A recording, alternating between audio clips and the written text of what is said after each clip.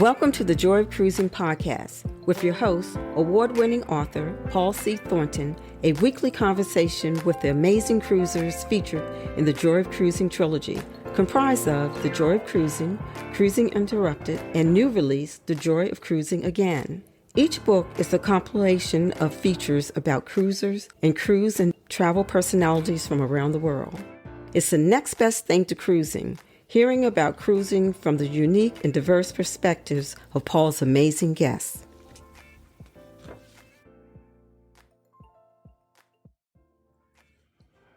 Hello, passionate cruisers. This week on the Joy of Cruising podcast, we have a special guest. I am delighted to welcome Linda Johnson of Card Player Cruises.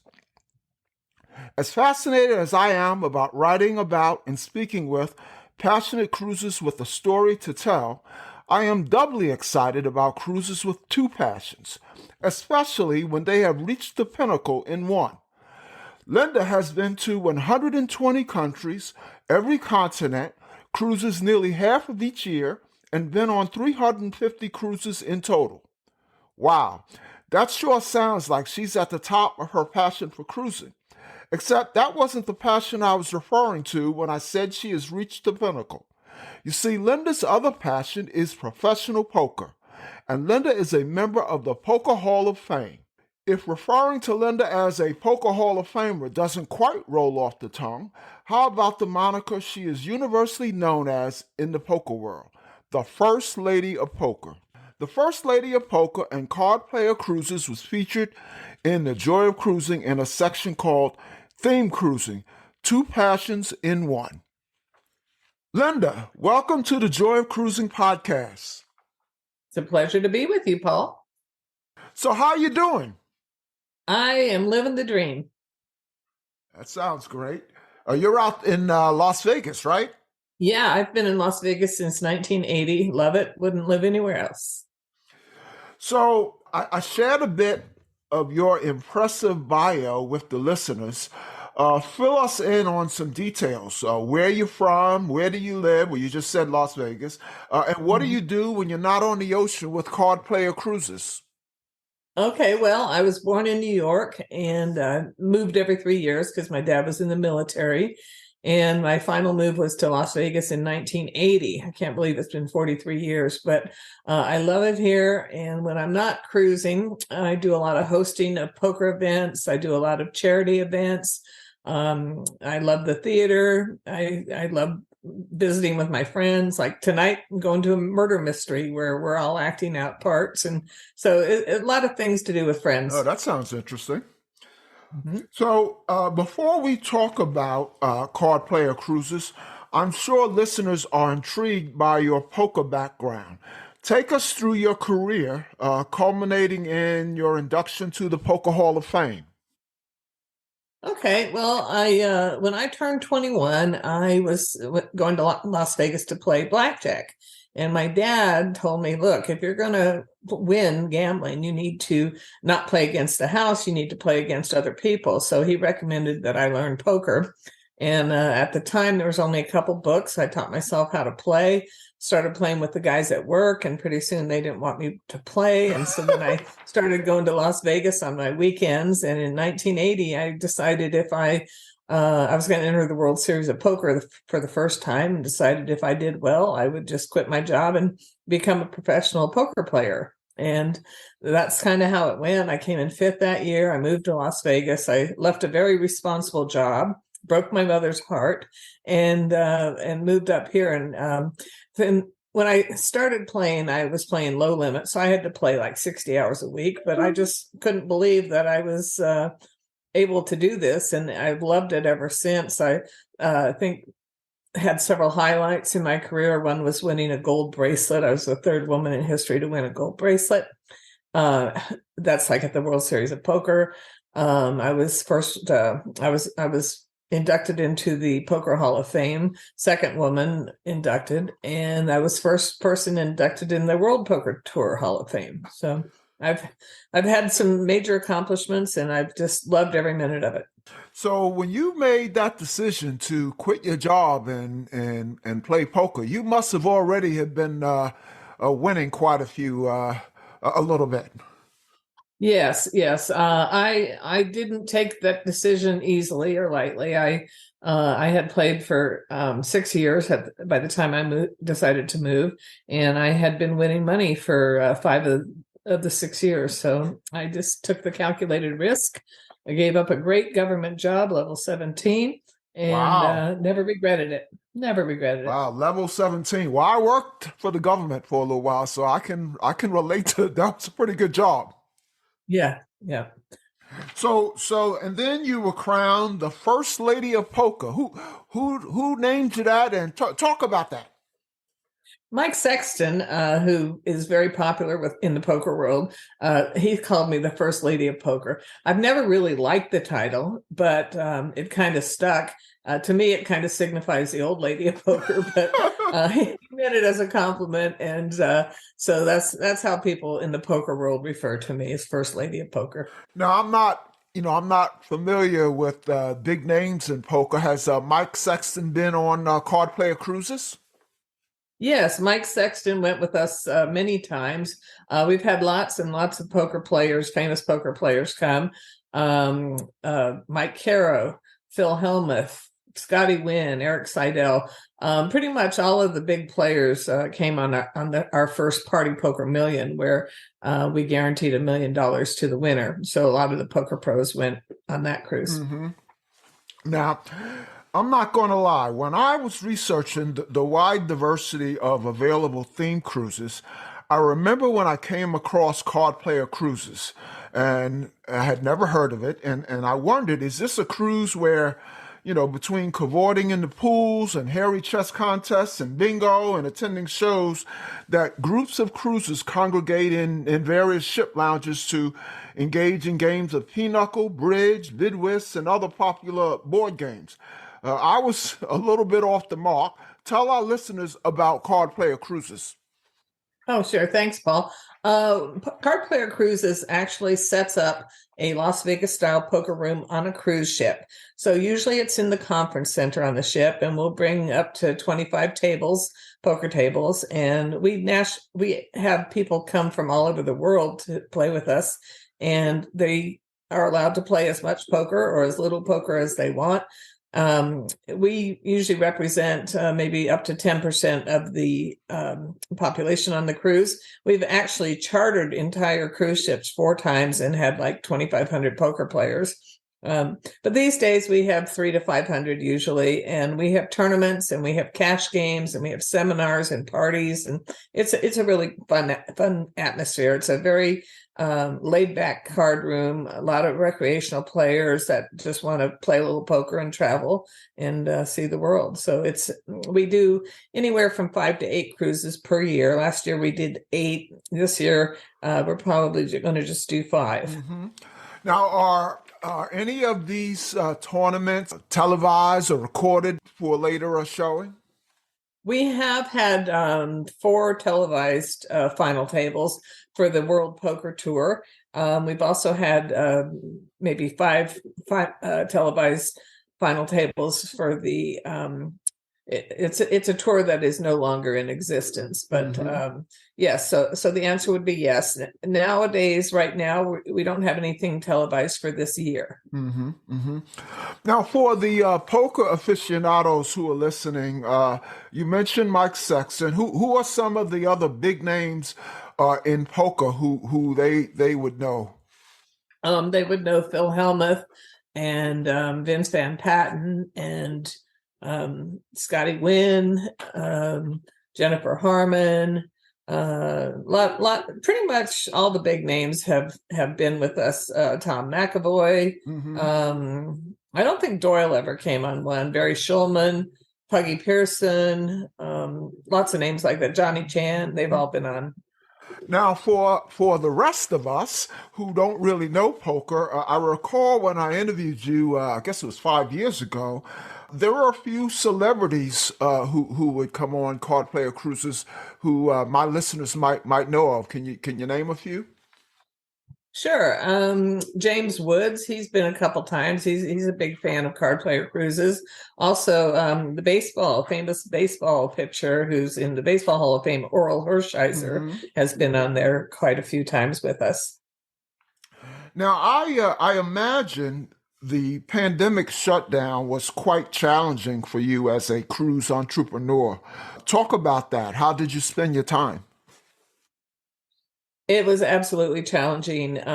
We had to make some adjustments because we basically had no business for a year and a half, and of course the expenses still go. So we had to close our office. We've since reopened it. We laid off one person, and this is what we had to do to make it through the pandemic with a year and a half of no income. And then me personally, during that time, I loved being at home. I am on the road more than 6 months a year, and being able to stay home for a year and a half was fun. I played Mexican Train. We couldn't go out and do much. So we had one core group of friends that we would go and see 3 or 4 times a week. And they were our bubble people because, we observed not going out just like most of everyone Now, I'm else. sorry, excuse my ignorance, but you said you played Mexican Train. What's that mean? Oh, Mexican Train is a tile game, like a dominoes game, and it's something you play with friends at home, or it's not in a casino or anything. It's probably the only game I play that doesn't have any money changing Okay, hands. okay.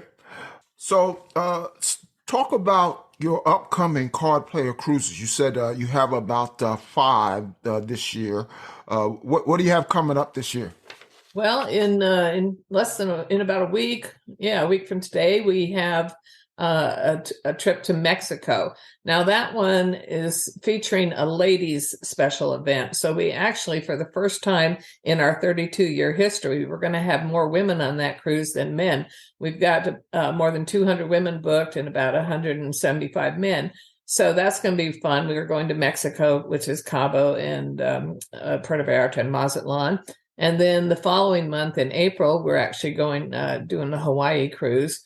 So we're flying over to Hawaii, catching a cruise ship there, and then cruising from Hawaii to Vancouver. Later this year, we have Caribbean cruise.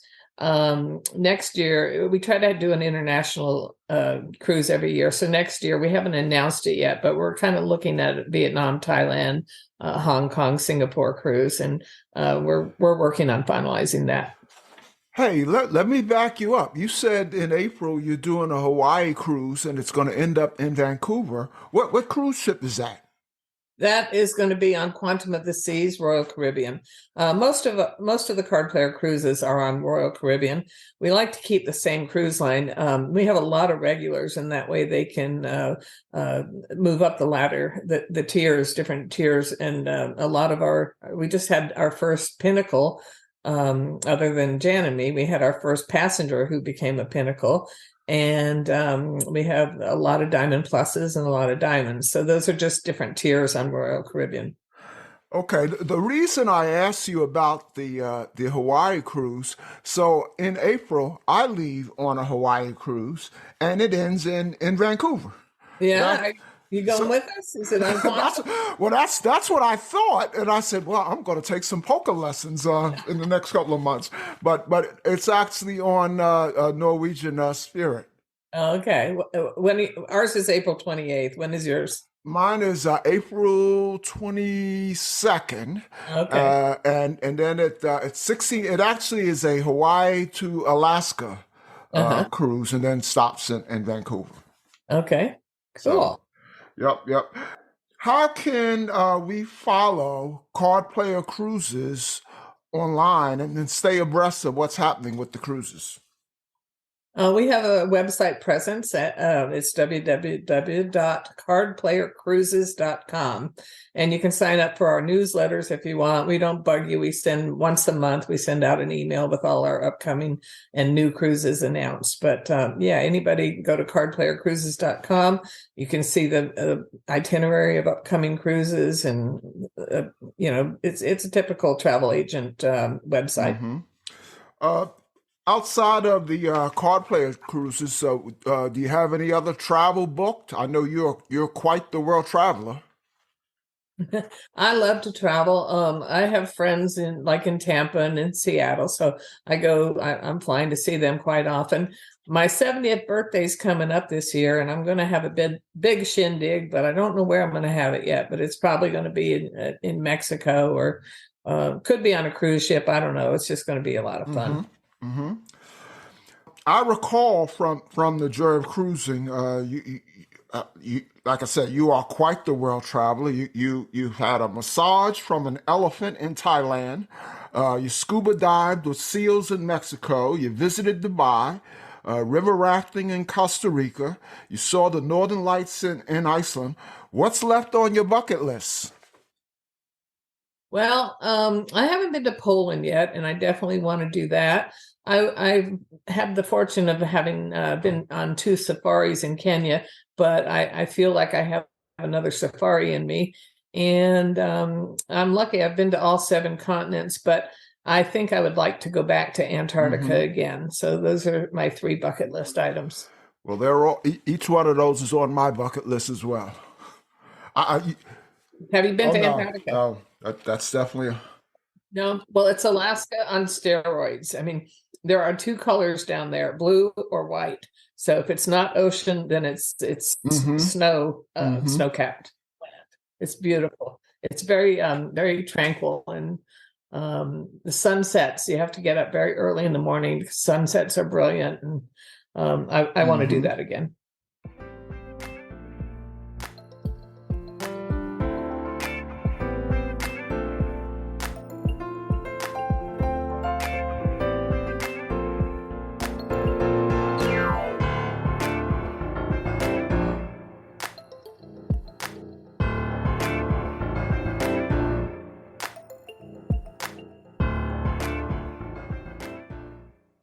Before we let you go, I'm going to shift gears a little bit, talk about a couple of fun cruise questions, and then perhaps an oddball question that's not really a cruise question. So the first one is a pretty standard cruise question, but I always ask it to get some ideas. What's your favorite cruise food?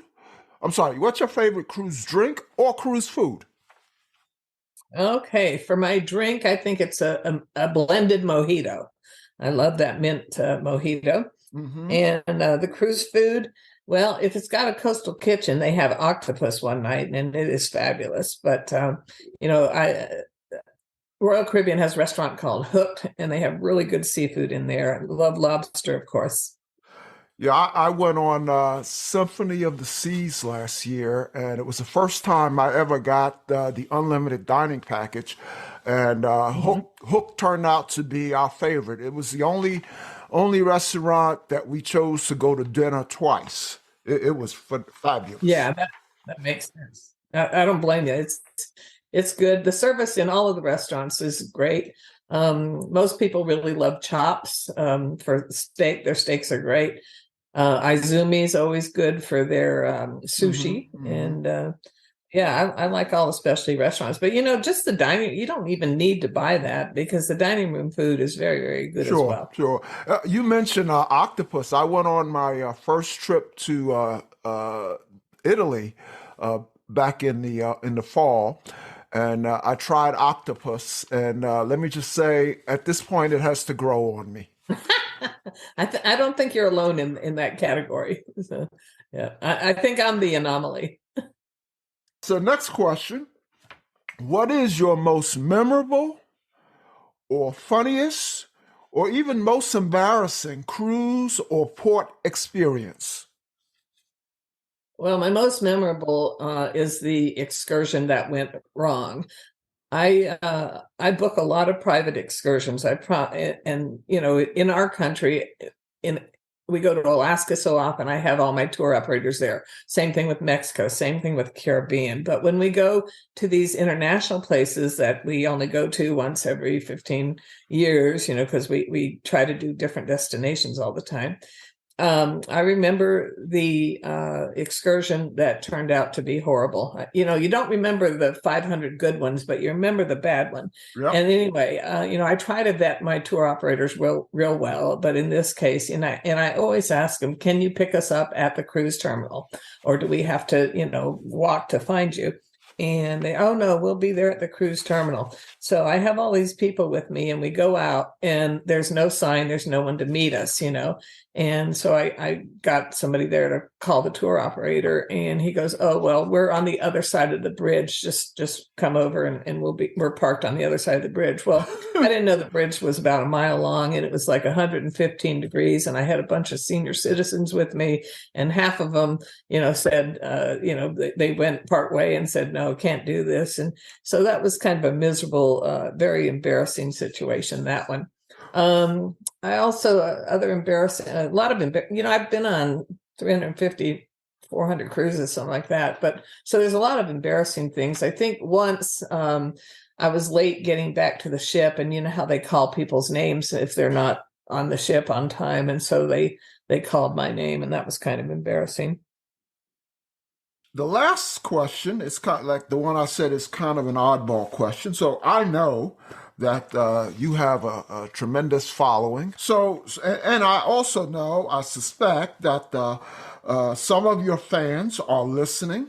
So share one thing that my listeners and your fans don't know about Linda.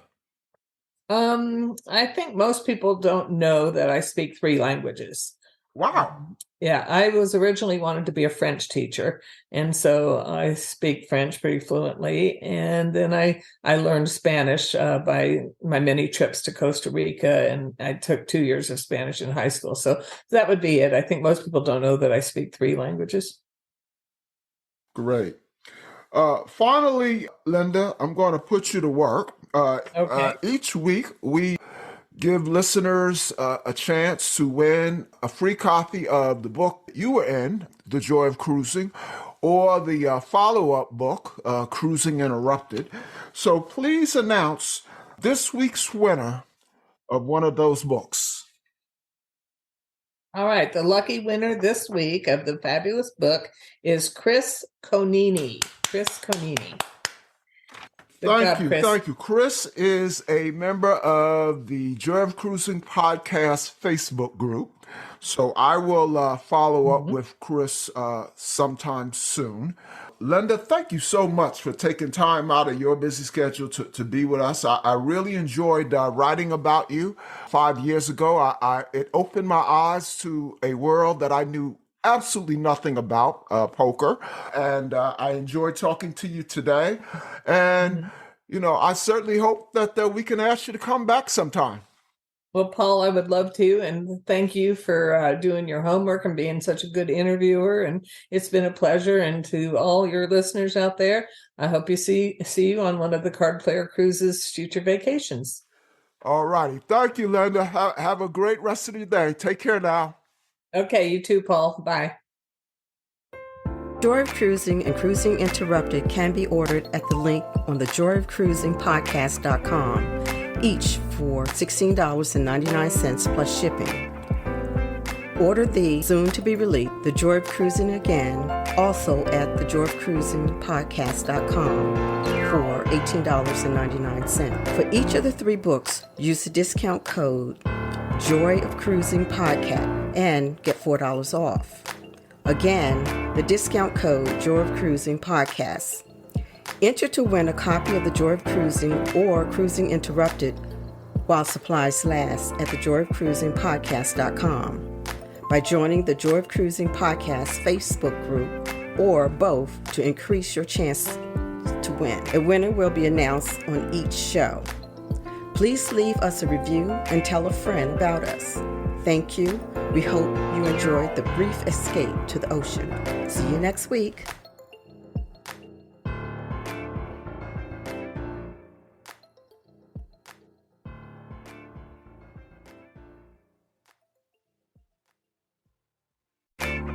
Exciting news, passionate cruisers. The Joy of Cruising Again book was just released. Order the ebook at your favorite online retailer. The paperback can be ordered by copying the web address listed at the podcast website, www.thejoyofcruisingpodcast.com. Don't forget to use the coupon code Joy of Cruising Podcast to get $4 off. We think you'll enjoy the new book as much as Paul enjoyed writing it, and we would love to hear your comments at the Joy of Cruising, again, Facebook page, or at the Joy of Cruising Instagram page. Thank you.